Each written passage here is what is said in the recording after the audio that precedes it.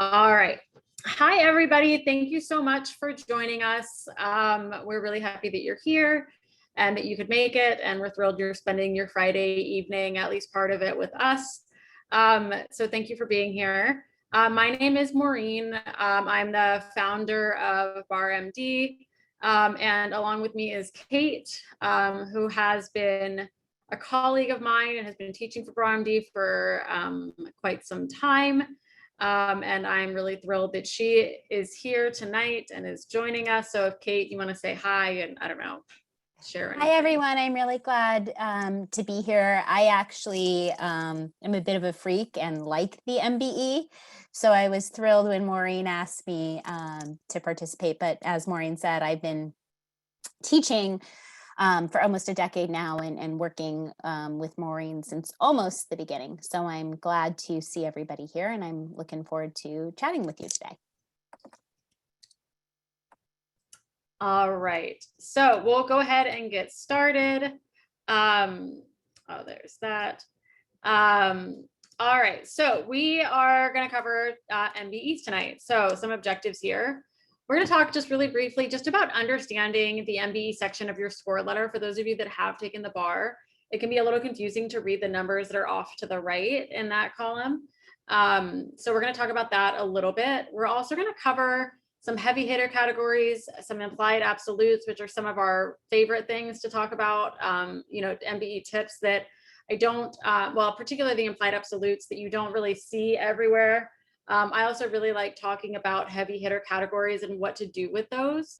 A lot of what I do, we do a ton at RMD, but a lot of the work that I do when it comes to tutoring, I don't do a ton of tutoring outside of this anymore since I created the PT class and the essay class.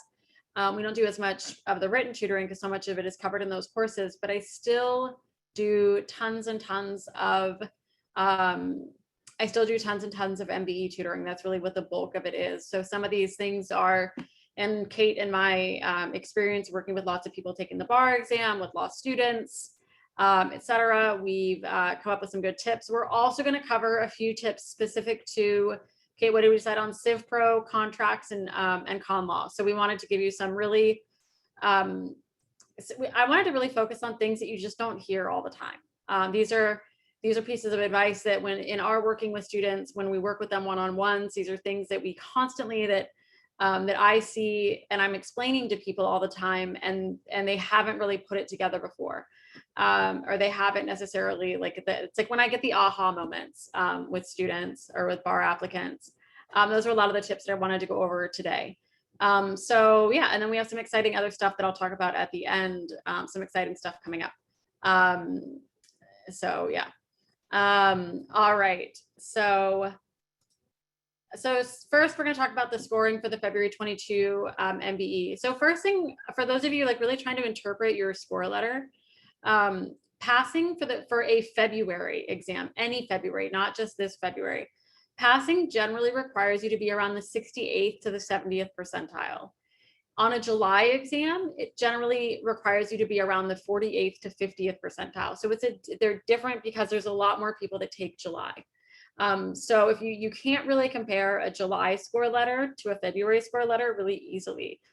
For those of you that are here, I see a lot of names of people that I've done a diagnostic score review session with. If you are interested in doing that and you haven't done it yet, please feel free to reach out because we will do that. It's totally free. It's totally free, and you should definitely reach out and schedule one of those. Noelle, can you put the hello email in the chat just in case anybody wants to email us and set one of those up? Oops. My mouse is being very sensitive. All right. Oops. So if you want to do a score review session, if you haven't had a chance to do that, we do that. Every MBE, one thing you should know, a lot of people want to know, well, how many more correct do I need to get to passing? When you look at your MBE score, we know that each one will guess, if somebody has like a 12 or like a 1300, you're probably around 11 questions away from passing, somewhere around there. And we know this based on the the NCBE, which is the company that owns and licenses the MBE, they used to actually give out tables that showed you about what the conversion rate was. They would tell you exactly, if you got this score, that means you got X number correct. Sort of like if you remember on the LSAT, they actually, would give you that information too. So we know this, it's somewhere around 8 to 12 points. It depends on the scaling, et cetera. But if you're curious, if you look at your scaled score and you can say, roughly if you were like 130 points away from passing on the scaled MBE, just on that section, that means you probably needed to get like an additional 15, 16 questions correct. So something like that. Just to give you some sort of a clue. Kate, do you have anything you want to add to that? No, that's all accurate. I just add that you all probably know that the percentages you're seeing in your score letter is how you performed relative to everybody else, rather than nationally in every jurisdiction except Louisiana and Puerto Rico, which has created its own multiple choice component, uses the MBE, licenses the MBE. So it's how you did in comparison to other people nationally. The other thing to know is that even if your scores improve, or your percentage, if you've taken the bar more than once and your percentile in relation to other people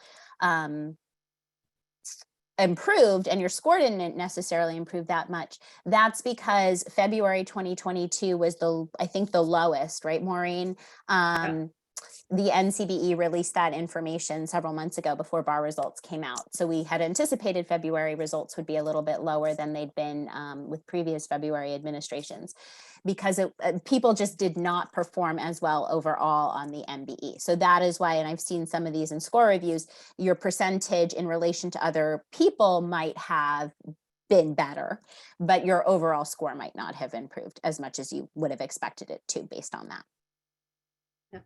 Yeah, thanks, Kate. That's really helpful. Yeah, so the percentile, those numbers on the right, that tells you what percentage of people you did better than. So if it says on Civ Pro you were at like 80.2, that means that you did better than 80.2% of the people nationally in civil procedure.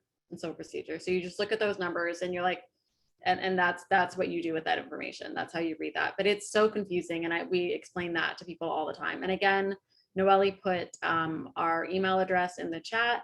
If you send us an email, we'll reply to you, and we're happy to set up a score review session where we'll go over your letter with you. We'll look at your essays, look at your PT and your MBE numbers. We'll do that, and it's totally free.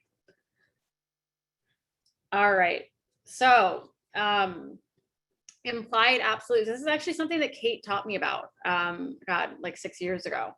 This is something that Kate taught me a few years ago, and so you all know about absolutes. You know not to pick answers with an absolute. So that's something, where it's like always, never, right? But people don't often realize that absolutes are implied in a lot of statements. That sometimes a statement, the way that it's written, actually, without saying the word, means always or never. So Kate, do you want to run through these examples? Yeah, sure. So we'd still get rid of these answer choices, just like we'd get rid of an answer choice that used always or never, but you've got to be on the lookout. So it's really easy to pick out an answer choice as incorrect if the answer choice says hearsay is never admissible, right? Because we know that under certain circumstances, hearsay can be admissible if there's an exception or an exemption. But this means the same thing. Hearsay is not admissible, right? It's implied. That always is implied, but it's not stated. And these can be a little bit tricky because oftentimes they'll come up in a situation where the particular piece of evidence, the particular piece of hearsay isn't admissible. But this is not a good answer choice because it's implying that all hearsay at all times is not admissible. And we know that's not the case. Another example, a contract for a sale of goods over $500 that is not in writing isn't enforceable. That's not always the case. This implies that it's always the case, but it's not always the case because there are exceptions to the statute of frauds requirements for sales of goods over $500. For example, if the goods are specially manufactured for the buyer. And again, you'll often see this answer choice and it'll look really attractive because it'll be in a situation where we've got a sale of goods for over $500, the contract isn't in writing and an exception doesn't apply. So the statement is true of that particular fact pattern, but it's not always true. So if you see a statement like this, you really want to look to see, okay, it might be true in this instance, but is it always true? Another example, intentionally causing a harmful or offensive contact to another person is a battery. This looks super attractive because we know that the elements of battery are intent, causation, and a harmful or offensive contact to the person of another. But this isn't a great answer, even if there's a battery on the facts, because it implies that if I can prove all of these things, they always add up to battery. And that's not the case. Does anybody want to raise their electronic little hand and tell me, put you guys on the spot, why that's not always the case? Why, even if I have all of these things, might it not add up to a tortious battery? I'm not going to like do Socratic method. So, but any thoughts about why? Totally fine. Because in certain situations, I might have all of these things, but I might also have consent, or I might also have the defense of self-defense, or I might also have the defense of others. So it's not always the case that these things are going to add up to battery. So be really, really careful about statements like this, even if they don't have always or never. If the statement implies that it's always the case, you got to get rid of it, even if the statement is accurate. And this is where it gets tricky vis-a-vis the particular fact pattern. And Kate, isn't it true? I mean, in all of these, the word that I see, and you can look at this in other fact patterns, it says this is that, right? Hearsay is not admissible. Yes. Right? Yeah. Contract for a sale of goods over $500 that is not in writing isn't enforceable. Right. It'll be really, oh, sorry. No, go ahead. It'll be very general. So it won't refer to this particular piece of hearsay. It'll categorize hearsay generally, or it'll categorize contracts for sales of goods generally, or it'll categorize battery generally. But so we want to pick an answer. If the answer is specific, this piece of hearsay is not admissible, that's okay. But if the answer choice is going beyond the specific facts of the hypothetical, got to be really careful, get rid of it as an implied absolute. Yeah. So that, like that particular, like that, this is one of these little tips that I see people do all the time, because you will see statements like this across every single subject, and you will see answer options in every single subject, whether we'll say, it'll be generic, it'll be hearsay is not admissible. It has to refer to the specific thing. There's actually parallels. I was just, as Kate was saying that I realized, with when I talk about the PT course about writing rules and then explaining a particular case. So you have to look for these generic statements rather than the nuanced specific statements that pertain to the parties in the case. Does anybody have any questions about that? How many of you was that new for? Can you just tell me? Because like this type of stuff kind of excites me. I feel like I see people make these mistakes all the time. I'm going to assume like most of you. Or how many of you knew that? Can I say that? How many of you knew this about these implied absolutes and how to spot them? Oh, good. Carlin, you got it. Okay, good. So a few of you do. Good. But for a lot of people, good. Oh, good. So some of you guys do know it. That's awesome. Yeah, so it's going to be about spotting it. Like, how do you spot these? How do you spot these answer choices in, in fact patterns and when you're on an MBE? How do you spot it when you have, how do you spot it in practice broadly? How do you spot it in practice broadly? Good. Okay, another thing we're going to talk about it. Something that I'm a really big fan of looking at is, and this is probably going to be familiar to you all, but something I want you to look at. A lot of you, I presume, are using Adaptabar, right?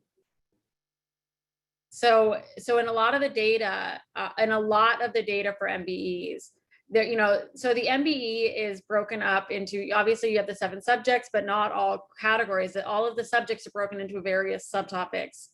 All of them are broken up into various subtopics. So When you look at your data and you say, okay, I'm not doing well, in Civ Pro, it's not that you're not doing well in Civ Pro. The first thing you want to look at is you want to make sure you're doing really well in jurisdiction and venue, pretrial procedures, and motions.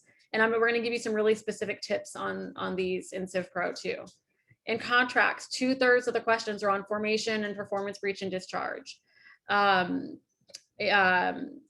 and performance breach and discharge.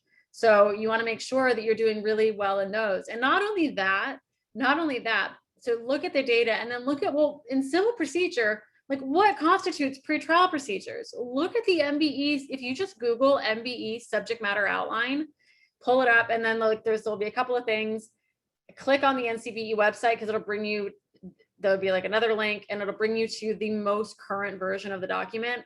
And look at that, It's under preparing. Like if preparing for the MBE. Yeah, it's under preparing, and then it says MBE subject matter outline, and there's a hyperlink, and it'll bring up a PDF. If you just click on the one that just comes up when you Google it, it'll bring you to the 2018 version. Actually go through the website. And Noelle, can you pull it, or Kate, can you pull it up and put a link in the chat for everybody? But it's really good. Like I look at this all the time. I mean, I always have it pulled up and I look to see, maybe, you might look at your scores. You might look at your score sheet and say like, oh, I did terribly in civil procedure, but it might just be that you missed all of the questions in a single category. So you might not be bad at Civ Pro. You just might not be very good at motions. So really dig into the data that you're given, dig into the data. I do this, like when I do my MBE tutoring, I look at these categories every single time. I give assignments based on this. Kate, I know Kate does, the same stuff. Kate just gave the link to the document in the chat if you want to grab that. But it's really important to look at this data and then distill it down further. If you see that you keep missing questions in formation, what information are you missing? Offer questions? Are you missing acceptance questions? Are you missing consideration questions? Like often when I go up, when I meet with people one-on-one, I'm like, okay, so these are all your formation questions. Now with information, are you missing? And I'm like, oh, all 5 of these questions are consideration. So it's really, what problem do you have with consideration? Let's go through that. And then it's really learning all the nuance with that little area of law. And then all of a sudden your contract scores start going up. So I want you all, and the reason I go over this is because it can be really difficult to work on the MBE and feel like, oh my God, I'm terrible in an entire subject, when that's not the case. It can, you want to you have to make this test manageable, right? You have to it's little bits and little bits, right? Like every piece is a brick and you're building a wall. And so break things down, identify where do I have, where are my weaknesses, and really distill it down. And that's what we do a lot of one-on-one with people, is identifying. I look at, every week I'll go over all the questions that they missed when they were working on MBEs. I go over all of their questions. I look at it. I identify the patterns. Then I point stuff out to them. And it goes a lot deeper than that. But that's kind of like my starting point. That's the starting point. So Civ Pro, here's your heavy hitter categories. Contracts, here's your heavy hitters. Conlaw, half the questions are on individual rights. But in Conlaw, there's a lot of individual rights. So it may be that, that you're missing, equal protection versus substantive due process, or you keep getting a couple of these things mixed up. So you want to really make sure that you dig in and identify within this subcategory of individual rights, where is it that you're making mistakes? What types of mistakes? Also, when you're in these, look at the call of the questions. For a lot of people, it's the question stem that throws them off. When there's a question that says least or not, and I'll look for patterns in the call of the question and be like, oh, you tend to mix these because they all require a bit of mental gymnastics or whatever it may be. So heavy hitter categories, Conlaw, it's really individual rights. That's half the questions. Then there are other categories and they're all broken down evenly among those remaining categories. Torts, half the questions are on negligence.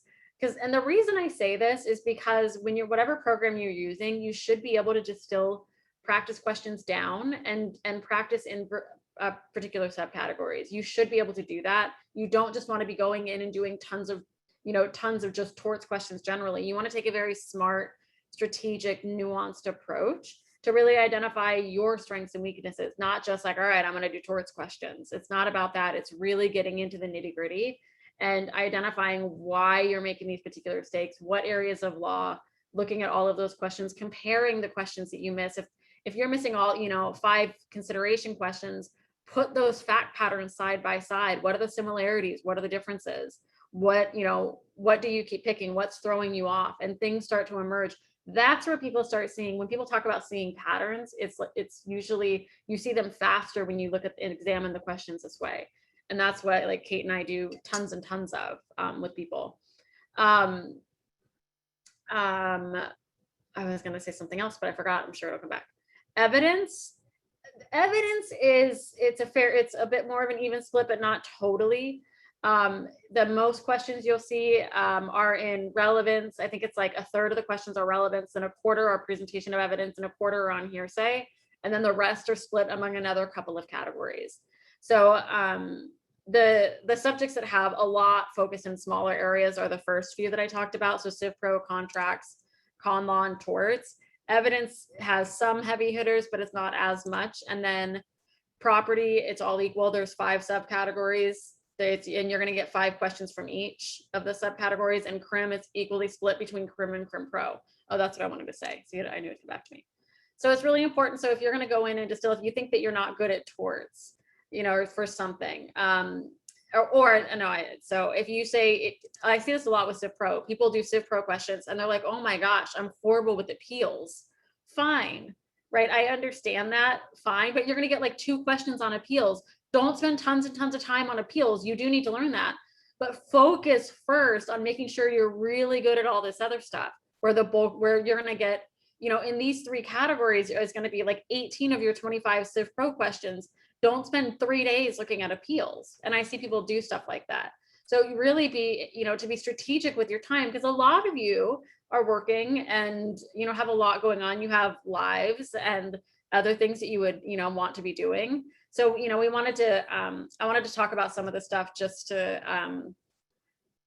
you all know some of like what we're doing and how I take a strategic approach to working on MBEs and using this subject matter outline. I think it's incredibly, incredibly helpful. And it changes from time to time. That's why I like to look at the updated one. They'll make minor little edits So use the one that we put in the link when you do pull this up. And I think it's good to actually have a printed copy of it. Like I love having a printed copy of it handy just to like refer to that. So Kate, anything you want to add on any of that? Yeah, I just think Maureen's advice about kind of focusing or tailoring or prioritizing your study based on what you're going to be tested on makes sense. I work with so many students who who spend like hours and hours trying to wrap their head around the rule against perpetuities.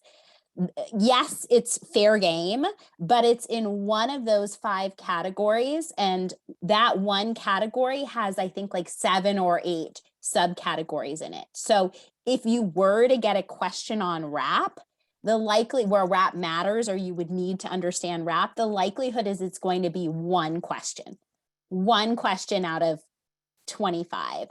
So sorry. No, I was gonna say where it matters is where it's where RAP is at, where you actually have to run through RAP. Everywhere else. Yeah, it's a distractor. Yeah. Where RAP would actually, your knowledge of RAP would actually trigger, would actually really matter to answering the call of the question is one. So you should definitely use that outline when you're focusing your study, because I realize, you do not have, or you shouldn't be studying 24 hours a day. That's not sustainable. So you want to study smart. And this is a great gift, I guess, from the NCBE that helps you kind of focus your study. Gift might be a little generous, but it's a tool. It's a tool. It's a tool in a lot of ways. Yeah. Yeah. And we use the RAP example. I'm sure you guys know that when people are like, oh, don't worry about RAP, and you hear that. And like, when I studied for the bar, I was like, I don't want to hear that. I'm like, no, I need to know everything. And I like demanded to know everything. And then I was like, but nobody gave me the data. Like people would just say like, oh, you don't really need to know RAP. But like, I need to know why. If you're going to tell me to do something that might potentially like hurt my score on a very important test, I want to know why. But that's why. So generally, when you see an answer that implicates RAP, you can eliminate it as incorrect right off the bat. Don't run through the whole analysis.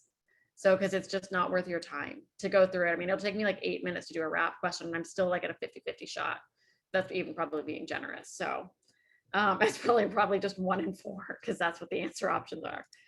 All right, so those are some of the heavy hitter category things. All right, now we're going to get into, now you guys just saw my massive table And we're gonna, you'll have this, you will be able to watch, not download, but you'll be able to view this PDF. We'll make this available, but I wanted to talk about some of the differences. So in civil, we're gonna do 3 subjects tonight we're gonna cover. And then I have like some other stuff to talk about at the end. So 3 subjects we're gonna cover: Civ Pro, contracts, and Conlaw. Civ Pro, contracts, Conlaw. And I wanted to do these because contract problems tend to be really hard and long, and there's some really good tips that Kate has, that Kate's seen a bunch, that I've seen a bunch.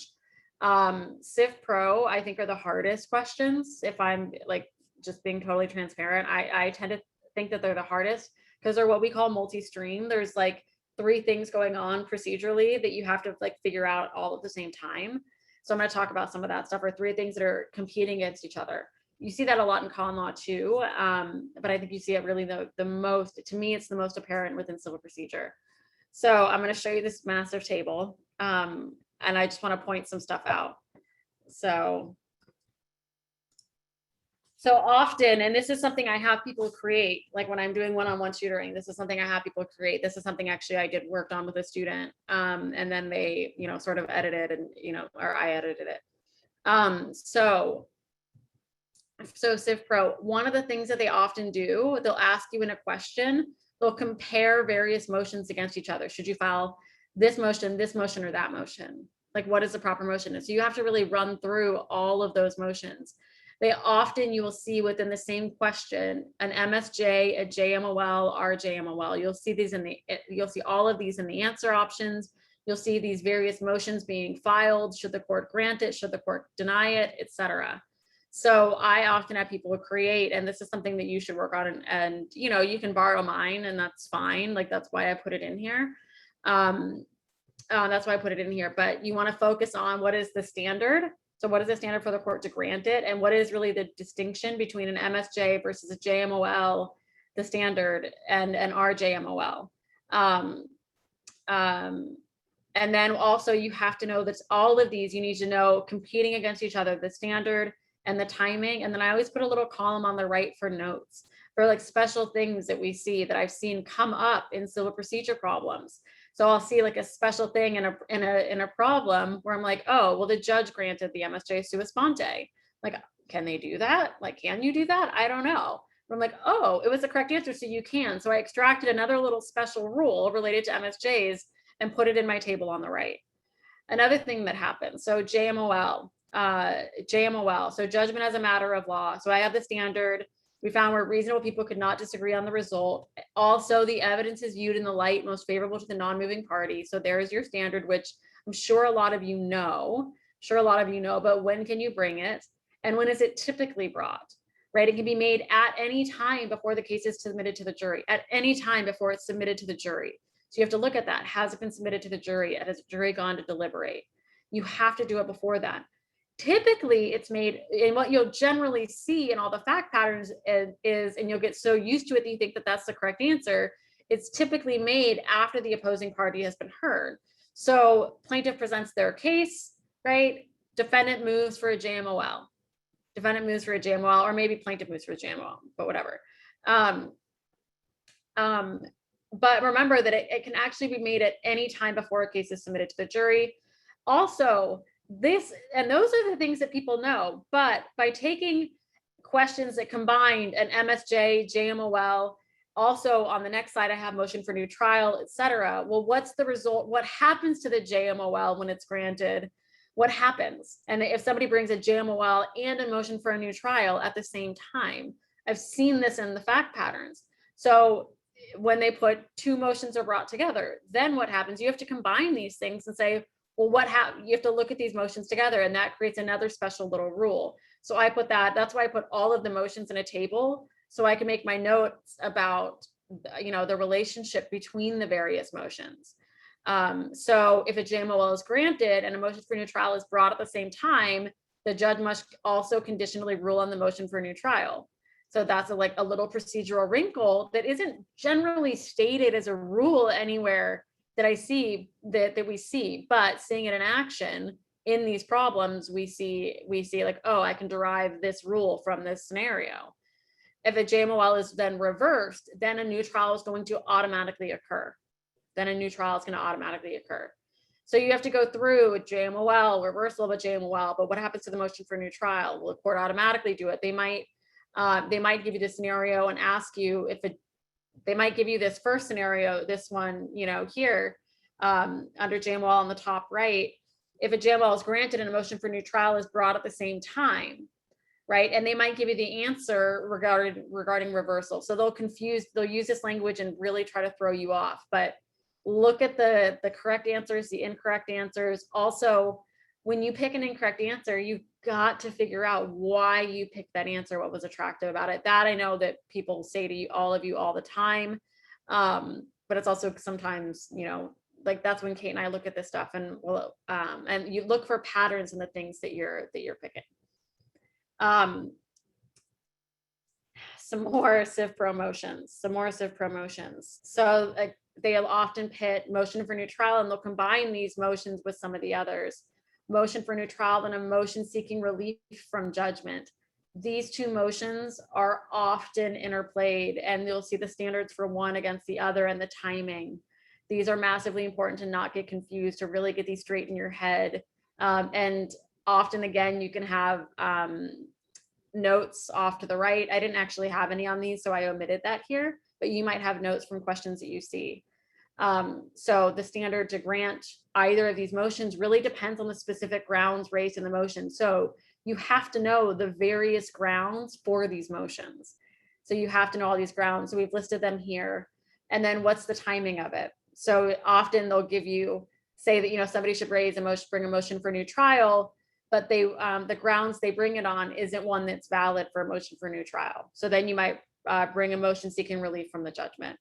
So all of these motions are incredibly confusing. So every time you see one tested, and you pick one, if you pick it as the wrong answer, what is wrong about it? Why doesn't it work there? So you can create like a non-example, right? So like, okay, Kate, can you give a non-example for this stuff? I always have a hard time coming with non-examples, and I'm putting you on the spot, so if you want to take a minute.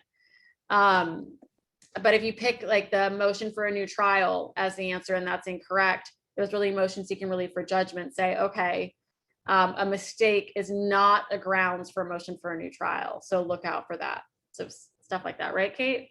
Yeah, and I think they'll sometimes also put in a ground that looks bad, but it's actually, that's why it's really important to know the grounds, because it'll be something that looks kind of bad, but it won't be something that is grounds for either a motion for a new trial or a motion seeking relief from judgment. Well, the evidence you'll really like emotionally, you'll be like, no, yeah, you should get a new that's trial. bad. Yeah.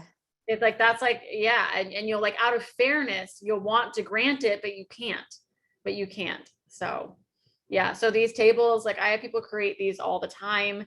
It's really helpful to like have your own notes, etc. Always pay attention to the timing. But yeah, so I know these are a lot. I don't like having this much text on a slide, but I think having this information, I wanted to like give you all examples of things that are really helpful for you to organize. So you can take mine, I don't care, but it's really helpful for you all to organize and make a list of all. And like, I didn't put all of the various motions in here either. Just, I wanted to really give you an example. Also, if you see motions that constantly come up together, put them side by side and make notes about like the thing that tripped you up that made you think that it was a motion for a new trial when it wasn't. Make note of that stuff. That's what's really helpful in looking at, like, that's what I read into when I'm reading answer explanations and working with people.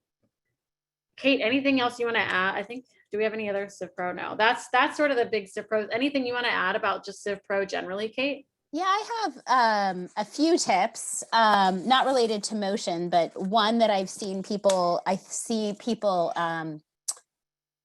get screwed up with impleter a lot. So some tips for impleter. Impleter is only the correct answer if the non-party, the party that they're seeking to join, is only liable to the defendant if the defendant is liable to the original plaintiff. So think about it as a chain of liability. If it's the defendant is trying to bring in a third party for any other reason other than contribution or indemnity, you got to get rid of the answer choices and look out for questions where the facts indicate that the jurisdiction in question has abolished indemnity or contribution or joint and several liability. They'll sometimes do that because if they've abolished any of those things, then we can't have an impleader case because we can't have derivative liability from the third party defendant to the third party plaintiff. So look out for that. If in any question they've told you that they've abolished something in the jurisdiction, it's definitely for a reason. Circle it. Or they tell you what type of jurisdiction it is, and this applies to torts too as well. Torts, you're supposed to assume comparative negligence.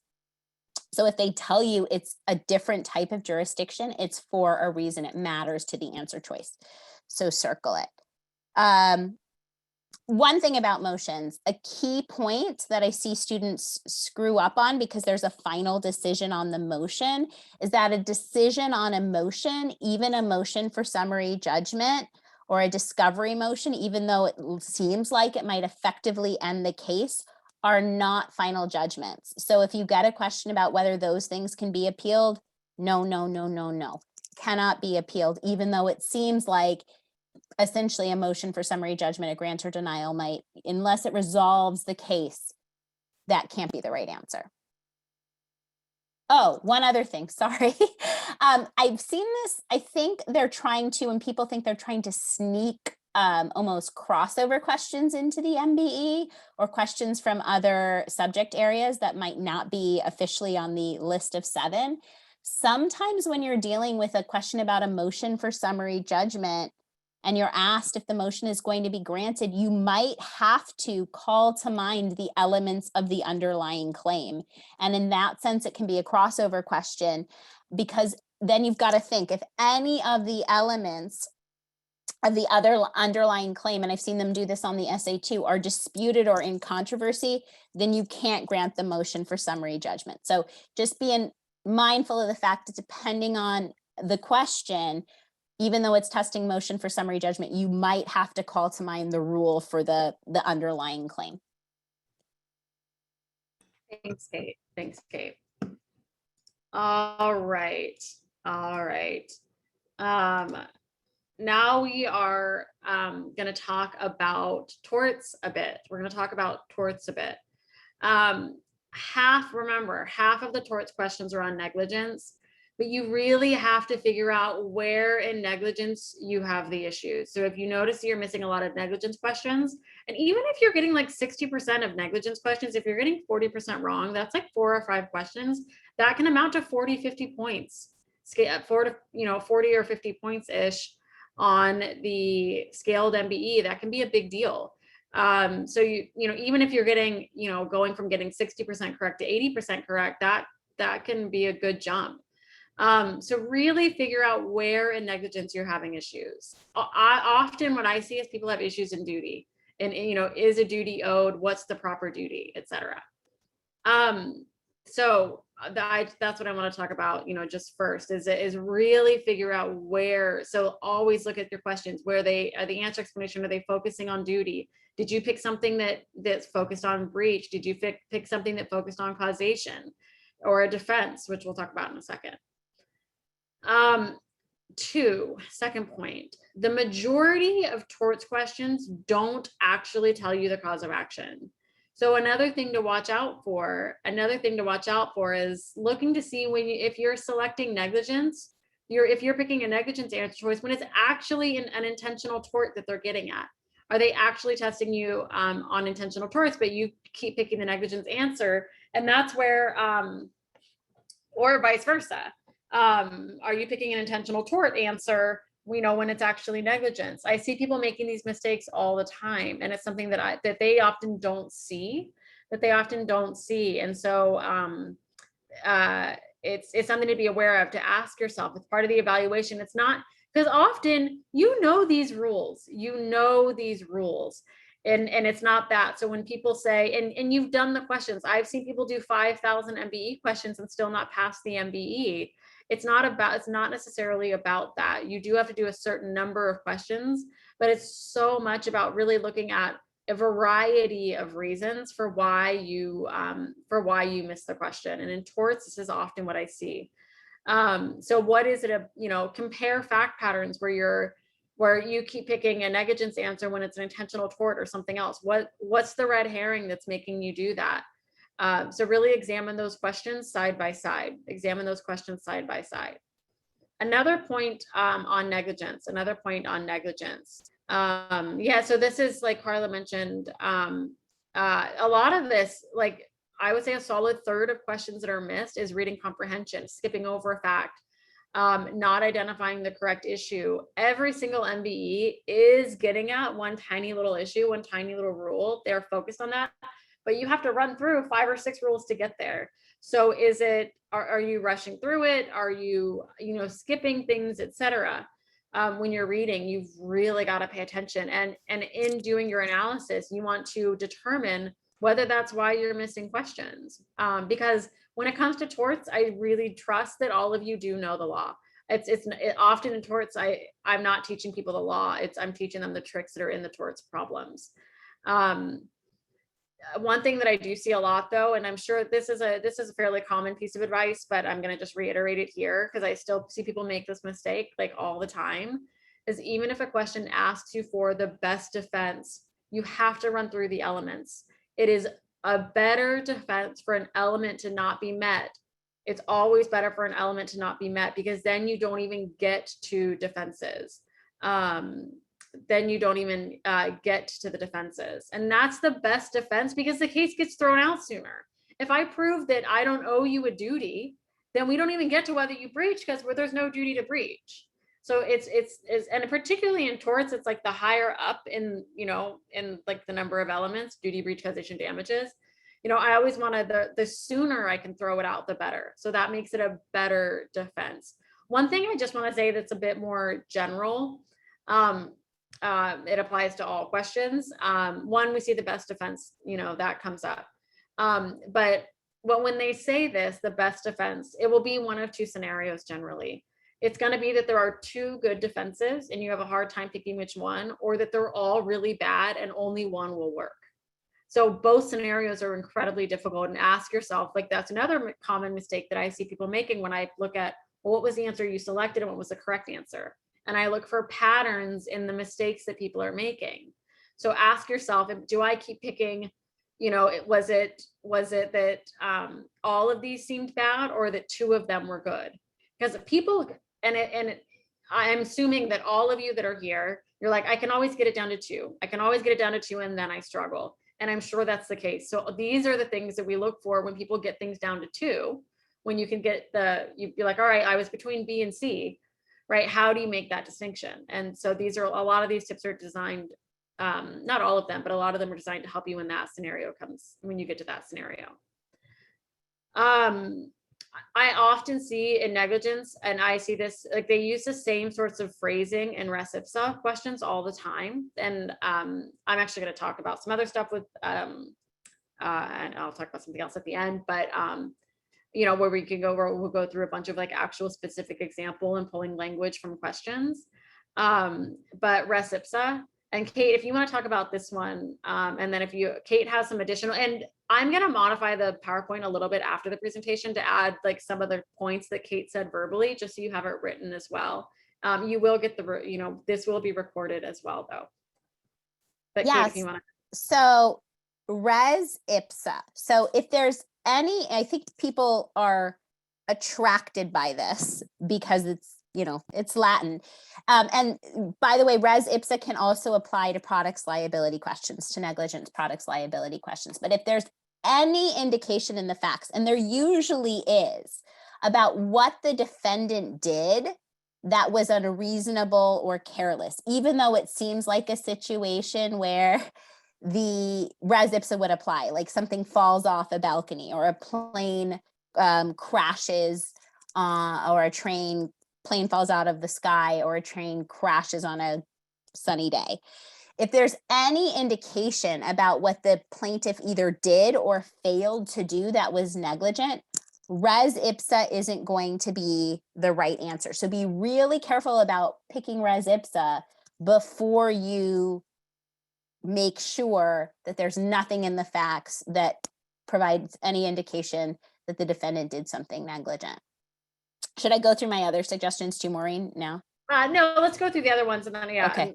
let's go to this. I want to move on to the next thing. We do have some more tips that we're gonna add to this to you for all of you as well.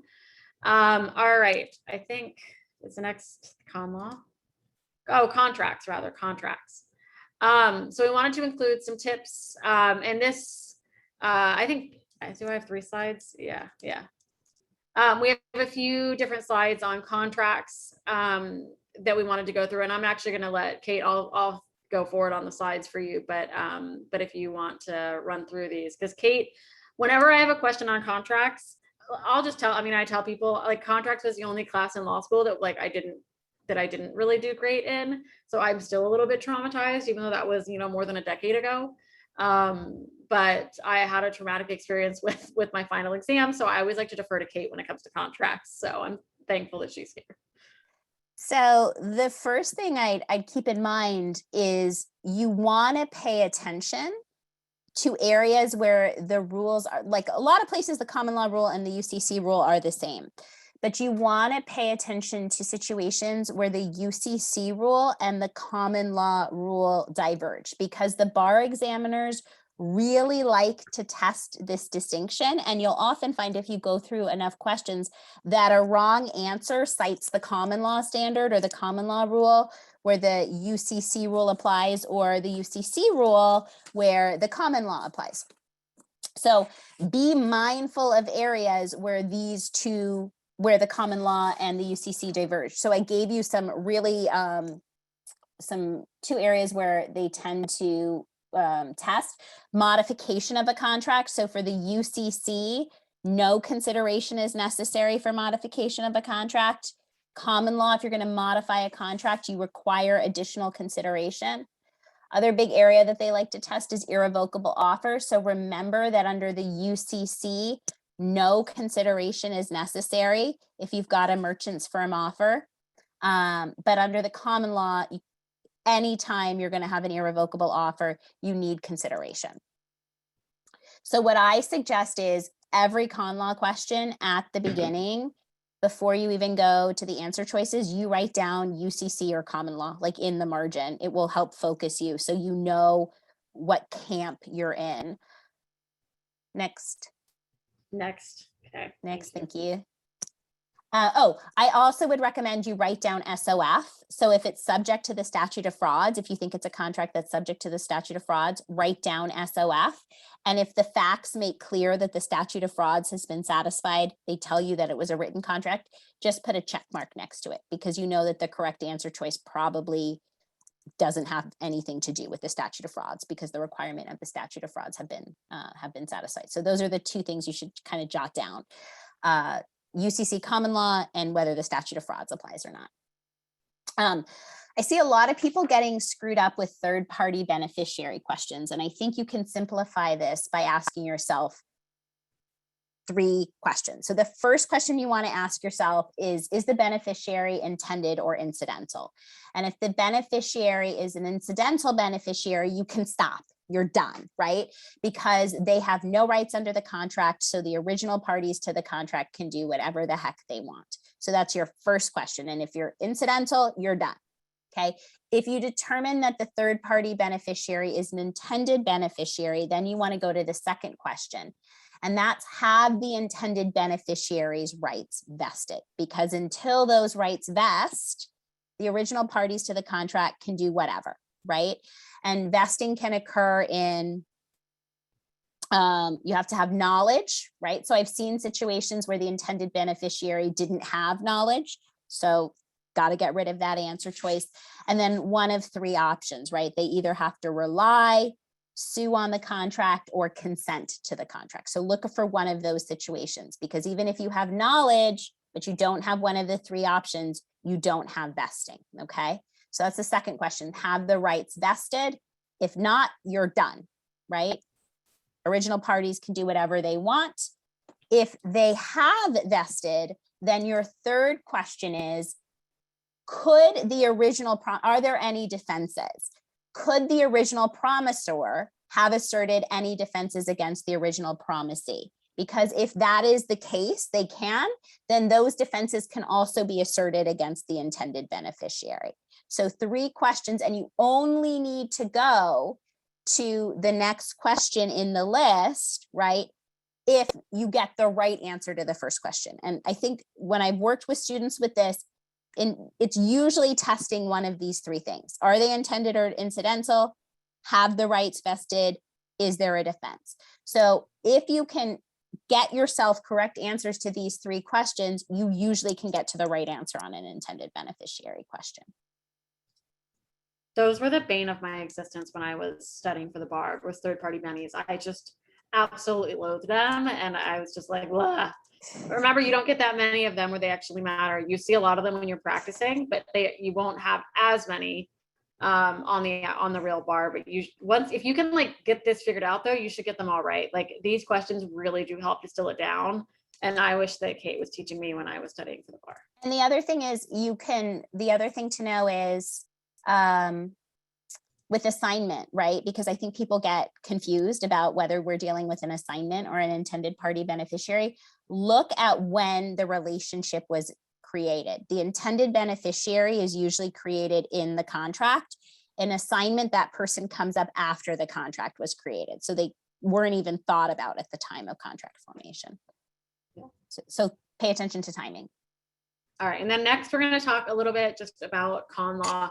I have an extra little slide in here on accident, so I'll skip over that. So Conlaw, my biggest thing. Oh, wait, Jasmine, what was it that Kate said at the end? Can you repeat what you said at the end there, Kate? Yeah, so about assignees and third-party bennies? Yes. Okay, so a good way to tell is with a third-party benny, they're going to be either in the contract itself or they're going to be their existence. They're going to be contemplated. They're going to be thought about at the time of formation. Okay. An assignee is going to come along later. They're going to come along after contract formation.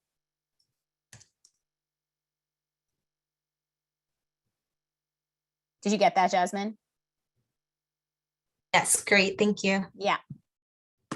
And I'll leave this slide up, and you all, the PowerPoint will be made available like when we upload the class. If you have our free workshops course on the website that you can sign up for, all of this will be, the recording will be there.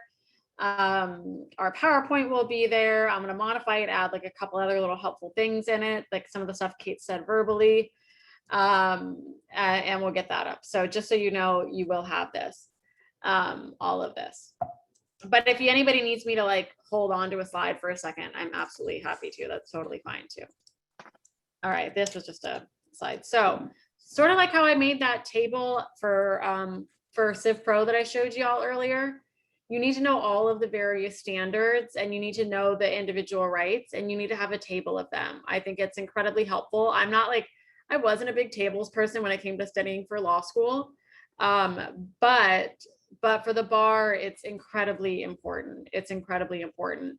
And Kate's gonna talk about some other stuff. And while she does that, I'm gonna pull up a sample of a table as well that I can show you all for Conlaw, showing the various standards. So Kate will talk about some of these issues for equal protection versus substantive due process. Yeah. So on the essays, we'll tell you, right? If you get an essay that's testing a regulation that, impacts a class or involves a right, be it fundamental or non-fundamental, a good answer will probably address both equal protection and substantive due process. You're going to want to write about both. The MBE questions, each question, if they're testing it, it's testing one or the other, right? So you've got to decide, is this an equal protection MBE question or is this a substantive due process question? And you can tell by, again, the facts. You're in equal protection territory if the regulation at issue distinguishes between different groups or only applies to certain groups of people. So only to women or only to pregnant people or only to people who make more than $1 million a year. So if it only applies to a certain group of people, you're in equal protection territory and you want to use the equal protection rules. If the state law applies to everybody, right? It doesn't discriminate between groups. And you know you're dealing with substantive due process, right? If it concerns a fundamental right, you know you're applying, Maureen's going to talk about the standards, but you know you're dealing with a strict scrutiny situation. So again, equal protection, some, substantive due process, all. And that's a really good way to distinguish, because when you get a question like that, you're likely to get answer choices. You've probably seen them if you've done enough Conlaw questions. One says unconstitutional under the Equal Protection Clause. One says unconstitutional under the Substantive Due Process Clause. They're banking on the fact you're going to mix them up. So make sure you're clear on which constitutional provision applies when. One thing I want to say just on this note as well, I mean, I think this is huge, is again, note if you constantly pick equal protection when they're getting at due process or vice versa. If you tend to mix up one individual right when they're actually testing another, pay attention to that. That's it. Like, look for patterns in the stuff that you select, and why was it actually, why was it equal protection and not substantive due process, which is the tips that Kate just gave you. The other thing is, often people go through analysis in their head on MBEs. You'll walk through it and you'll be like, oh, well, that's not a protected class. And so then they'll strike something and be like, oh, it's not equal protection. But because it's not a protected class doesn't mean they're not getting at equal protection.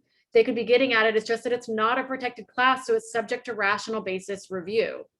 So that's where I see people make this mistake quite a lot. You're like, how is that equal protection? There's, that's why I love Kate gave me the examples here, like college graduates. That's not a protected class. That's not a protected class. Therefore, it's subject to only rational basis review. Subject to only rational basis review. So that is a big thing that I see people make. You're actually just your analysis, like, I understand what your thinking is, but it's kind of forgetting about rational basis review. I was trying to find a sample of a table quickly. I'll paste it in here afterwards of the standards, and just to sort of, what to include within the standards. But you should absolutely, like, I have people create a table for individual rights. I have people, a lot of the like equal protection, substantive due process rights. I have people create a whole free speech chart, because it's worth doing that. And because there's some uniqueness in the standards there as well. So it's very important for all of the subcategories under individual rights to make sure you understand the various distinctions. So, and a lot of this, we're actually going to have like a whole MBE course, like a workshop series that I'm going to talk about in a few minutes. And we're going to go over a lot of that stuff in depth in that course too. So I'm really, really excited. Do I have another slide on Conlaw? Oh, nope. So that's it for like all of our big substantive tips. We wanted to just kind of give you all, some good ones that I don't see that are out there as often, stuff that some tips based on some common errors that Kate and I tend to see. We don't want to take up your whole Friday night, because we know you guys have to get back to studying or hopefully resting. But a couple of things that we have coming up. So we have a new course. BarMD is offering a new course that we're announcing. It's going to start pretty quick here. We'll send out an email, but it's going to get started in the next couple of weeks. It's with me. A lot of you all know Mary Basic and Tina Schindler, and Kate. Hopefully, will do some contributing to this too. But it's going to be Thursday evenings from 6 to 10. So it's actually a little bit longer than my other workshops. There's 5 lectures. So. June 2nd is actually the first date for the workshop. So it's coming up in a couple of weeks. So that's coming up. I'm really, really excited about that. We'll send out more information too. So it'll be $4.99, just like my other workshop courses. And it should be really fun. Well, fun is probably a generous word. So let's see, a couple of other things too that we have coming up, just some free stuff. I'll get to the free stuff in a second, but we have, for those of you that, also want to do some digging into your essays and your performance tests, we have our courses, our Mastering the California Essays and the Mastering the California PT. I also have a multi-state version for the PT, if you're taking the UBE. But the essays course starts on June 1st and the PT course starts on June 7th. Those are each $4.99. But we also have some free workshops. So this Sunday, I'm going to do a deep dive into the February 2022 performance test. It's this Sunday. Noelle, can you put the registration links in the chat for both of these? But I'm going to do a deep dive into the PT this Sunday, 6 p.m. Noelle, you'll post if you want to join that. You know, feel free. It was a bit of a tougher one, I thought. And then I'm doing a Conlaw essay workshop next Wednesday, which is the 25th, also at 6 p.m. So if you do want to, you know, join a couple more free workshops, want to dig into that, if you want to see how we teach this stuff, you know, we have these free workshops coming up. And also the one thing that I'm really excited about for this Mastering the MBE, we're actually going to use real MBE. It'll come with a set of 200 MBE questions that are all real, the 2017 set. So it'll come with all of those questions. So you will get those with it too. And we're going to incorporate that so we can pull MBE questions and show you how these tricks, you know, see the tricks that are used. We can give you examples, we can show you comparisons, etc. So it'll be pretty unique. It'll be pretty unique. Yeah, so if you want to be notified, I always post the free workshops in the Facebook group. I always post about them pretty extensively in there. But we also have a newsletter if you want to be notified of workshops that we do. We generally do notify people via our newsletter as well. So you can definitely join. If you just go to our website, there's like a little pop-up and you can join it there. It's bar-md.com.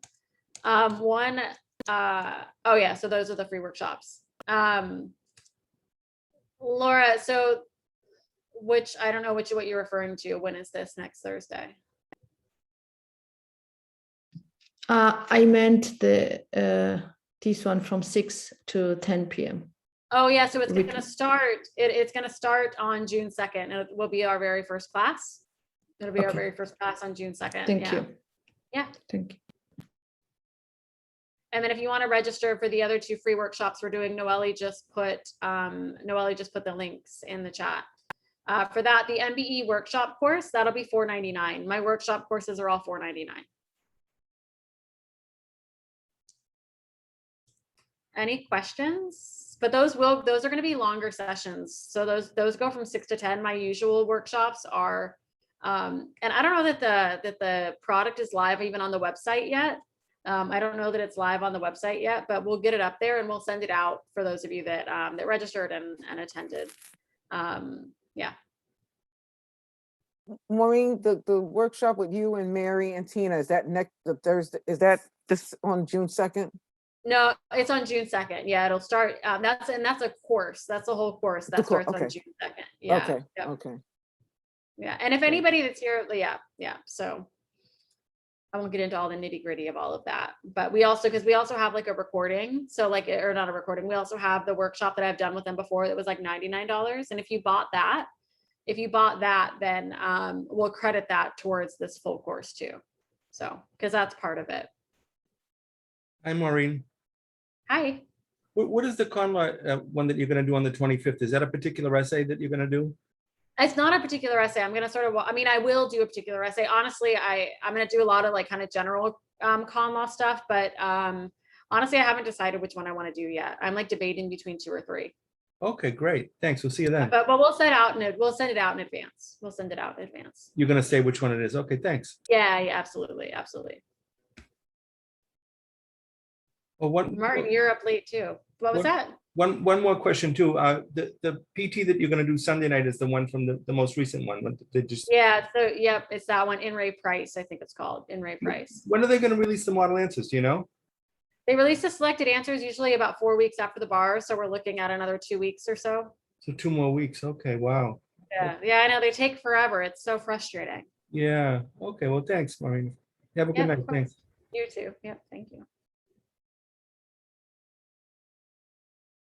Any other questions? And just so you know too, with the MBE course, we'll have lots of tables, we'll have lots of examples. So like all of that stuff that, you know, like it's so different, you know, reading it in a book versus like getting lectures and talking about it and, you know, being able to ask questions. But like the samples that we provided, it'll be a lot like that, but we'll go even more in depth. We'll incorporate questions. You'll get tables and charts and, you know, all sorts of stuff to really help understand the MBE.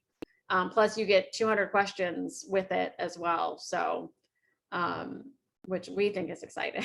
I mean, it's all relative, right? Exciting is relative when we're talking the bar exam. Anybody have any other questions? All right, everybody, thank you so much for coming. Kate, thanks for being here. And Thank you. Noelle, Oh, thank you for being here. We'll hang Na- out for a few minutes just in case anybody has any questions. What was that? Nazanin, did I think somebody raised I see their little Oh, electronic. yeah, Nazanin. Hi, yeah, I was wondering, Maureen, are you gonna do a persuasive performance test by any chance? There's one posted on YouTube. There is one posted on YouTube, maybe two. And because for the February bar, I did look at your PT that you did for, looking back at, believe at the July one, not the July one, the last February bar. Yeah. And it was Oh, sure. very helpful. Like I Yeah. honestly, I scored higher than I would have thought. I'm a repeat, but I just wanted to know if you had a persuasive one. Do you know which year it was? We do. Everything is posted. Everything is posted. And if you're not a member of like our free workshops course, if that's what it's called, we have a bunch on there. Like I have like 10 YouTube videos where I go into this stuff. I do a UBE one. I do several California. I have a persuasive and objective, like a general approach. I have the July one. I think there's like 4 that are available for free. And I know at least 1 or 2 of them are persuasive. Okay, thank you so very much.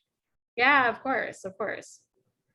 Susie, the MBE workshop, the course is $499, so $500, and you'll be able to split it up into 2 payments, all of that stuff too. Is this recording going to be on YouTube, Maureen, or is it going to be on the? Yeah, this will be too. This will be posted there as well.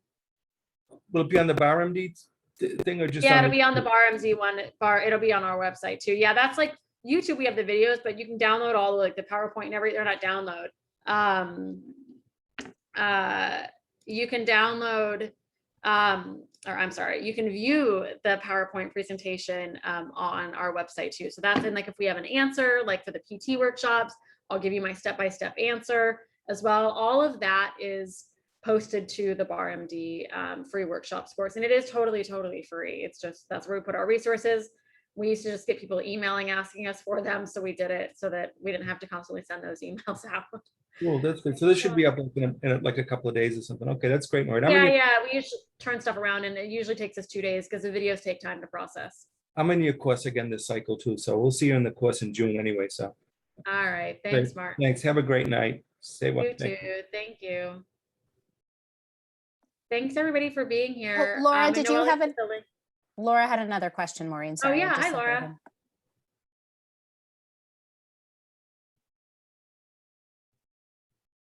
Yeah, Laura.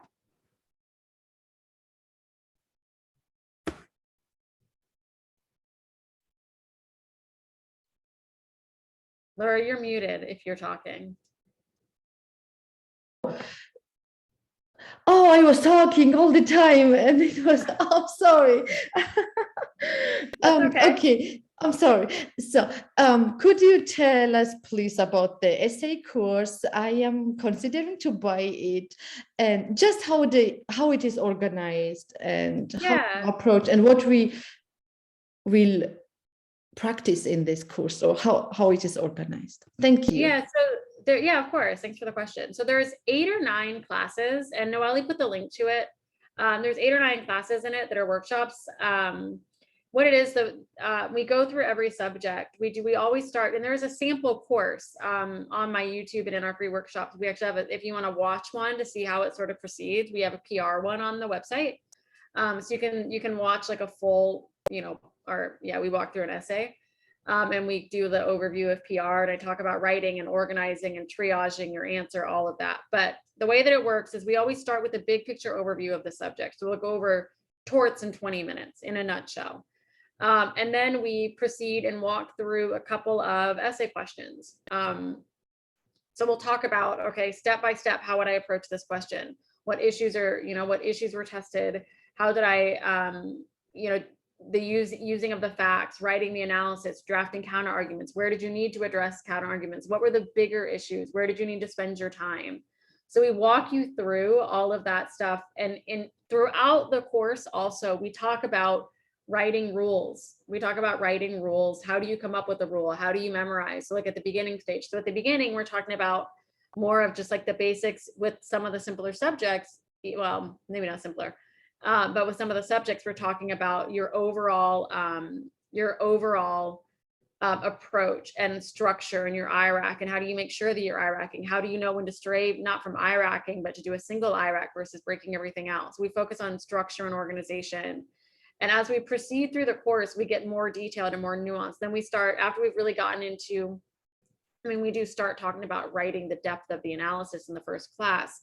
But we get more and more into that as we go through it. So in a class, we'll talk about, you know, how do I write the analysis here? How do I draw an inference? How do I, you know, versus just matching the facts? We give you formulas for writing as well. Also, you know, we give you formulas for writing your analysis, for drafting inferences, for writing counter arguments. So we give you all of that too. And then also, as we go through, when you're in class, we will often have you, I'll be like, all right, everybody write the analysis for this. And then I have everybody send it to me as a DM in the chat. So we'll take 10 minutes and you'll send that. And I'm going through the answers that people are sending in. I'm like, yes, this is good. No, not quite.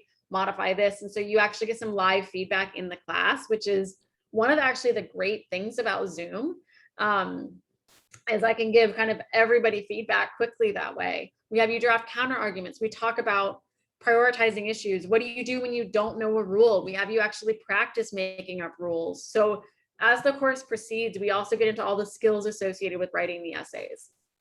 So, and then, so it's a really thorough class.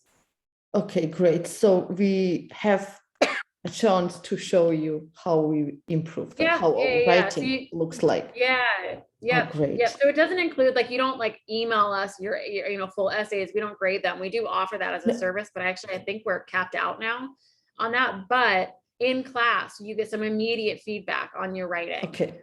And we give you a lot of like templates for stuff too. So, and it's not just like when we do contracts, like I think Kate's doing that, that class. When we do that, we're going to talk about, these are the different types of contract questions. You get performance, or you get, you know, formation essays. So sometimes you get a formation essay that's really just testing you on formation, or not formation, on offer. Like, was this an offer? Was this an offer? Was this an offer? How do you organize that? Or was this an acceptance? Was this an acceptance? Was this an acceptance? So it's not just running through all, you know, applicable law, formation, you know, offer, acceptance, consideration, breach, you know, all. It's not just going through that. You have to, it's understanding how to let the facts drive your organization. So we talk about all of that stuff throughout the course. Great. And then we do cover all of the subjects. And at the end, about 2 weeks before the bar exam, I don't do predictions, but we do like a final forecast where we run through every single subject and issues that haven't been tested. Because I don't do predictions of subjects, I can't stand them. But instead I'll say, okay, if you get property, these are the things that haven't come up in property recently. So you're more. I personally never rely on the predictions. I don't like it. It's wild. Like, I don't like them at all. But like, you know, like one of the things that we went through last time for the bar was they haven't done homicide in 20 years. So that's been due, that's been right for a while. So how do you set that up? And in these classes too, as we go through, one thing I like to do sort of like, is people will say, okay, if I get this issue, how do I organize it? How do I set it up? So sometimes like at the end of class, we'll take questions about, you know, about the subjects that were covered, and we'll talk about organizing general stuff like that. So yeah. And the first class for that is on June 1st. The first class is June 1st, and all the materials are digital. So we don't need to ship you materials or anything. You can just log on, you can download and print the book yourself. And we recommend that you do that. So yeah. Okay, when I sign up, then I get access to the you get material. access usually pretty quickly. Great. Usually you want to like sign up with a day in advance, just so you can make sure you know how to use everything, or give yourself a couple of days. But yeah. Okay, great. Thank you so much. Of course, yeah. Thank you, Oh, Maureen. Viviana. Thank you, Maureen. Yeah, I have a question. As we do questions and we come up with patterns, or they start showing up. For instance, you spoke about the standards and we create a chart, but how do you recommend cataloging all of these things? You have like a system, like we do it by topic, or do we do it by subject? Like for instance, today when I was doing some questions, I realized that some answers are correct, but they're not complete. Just like what Kate was saying, like it says a statement that is correct, it's a rule, but there are nuances to it. And so how do you recommend that we record that so that then we have them in front of us when we're doing questions? Because if we forget that what we learned or what we discovered, then we keep making mistakes with other questions. Is there a system? Yeah, I mean, it varies. So like a lot of times I do tables. So like when it's stuff like the motions, I do a table, like the individual rights, I do a table. Sometimes it's just an outline, like in Civ Pro, for parts of it, I don't do a table. Like supplemental jurisdiction, there's so many wrinkles to it that I'll just be like, all right, supplemental jurisdiction. And then under that, I'll list the general rules and exceptions and all, and we'll put all the rules together for supplemental jurisdiction under just a supplemental jurisdiction heading and put all the nuance in there. And often we'll see like, oh, there's a wrinkle. So, you know, if I'm like 4 layers deep, there's a wrinkle to this particular little layer. So it's usually like an outline and using the like bulleting and with the indenting and everything, showing the relationship. That's how I do it. There are sort of like big categories of topics. So like in Civ Pro, you have, you know, the issues, are you in the proper court? So, you know, jurisdiction, venue, jurisdiction and venue, really, PJS and J venue. So are you in the proper court? And then within that, sometimes within every subject, there's some really big umbrellas. It's hard. I can't give you just a broad answer, but you have to just really look. And like, I know you and I we'll meet one-on-one and we can go over this for you specifically, but there isn't a great broad answer to that. Kate, can you think of anything?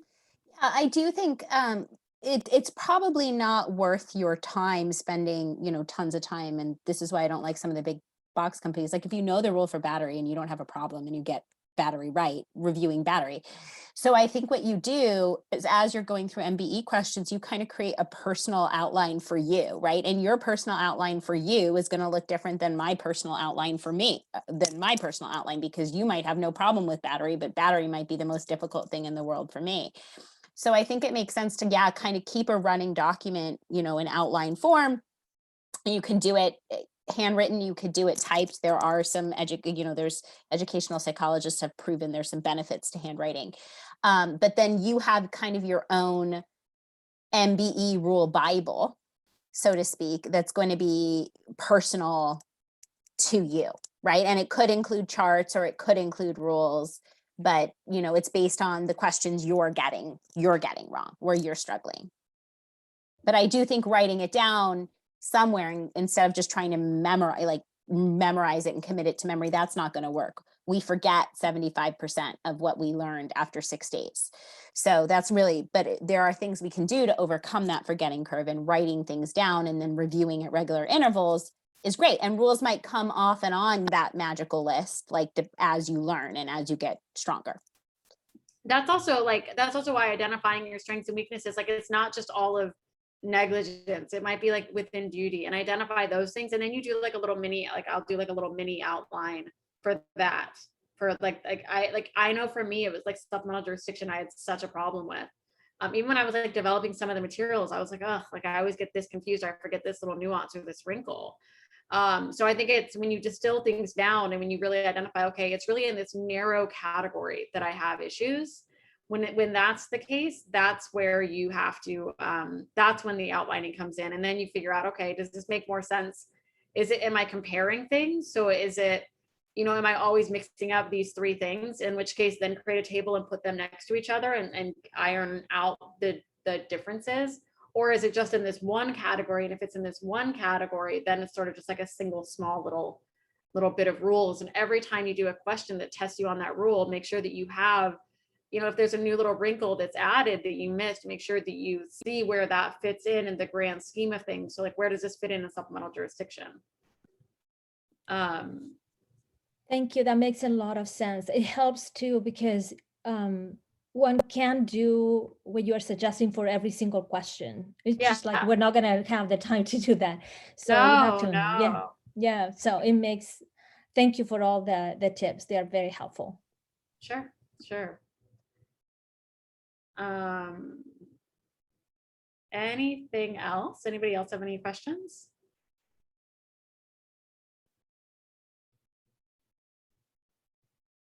All right, well, thank you everybody for coming this evening and taking some time here with us. We're thrilled to have you. And if anybody has any questions, you know, feel free to reach out. You know, definitely feel free to reach out. Susie, there's 5 classes in the MBE workshop course. There's 5. So yeah, they're going to be generally Thursday evenings, I believe. So, and you know, if you all think this would be helpful, feel free to share it with people that you know that are studying. If you feel like people, you know, have questions, and you can feel free to give them our email. I answer a lot of those questions, emails. Kate answers a lot of them. Also, just so if you know, people that don't know, Kate just mentioned something called the forgetting curve about, like, I don't know if anybody heard that she just said we lose 75% of what we learn within 6 to 8 days. 6 days, Kate? Kate's actually writing some blog posts, and those will be going out with our newsletter pretty quick here. So yeah. Thank you. Thanks. Bye, everybody. Bye-bye. Bye-bye. Thank you. Bye.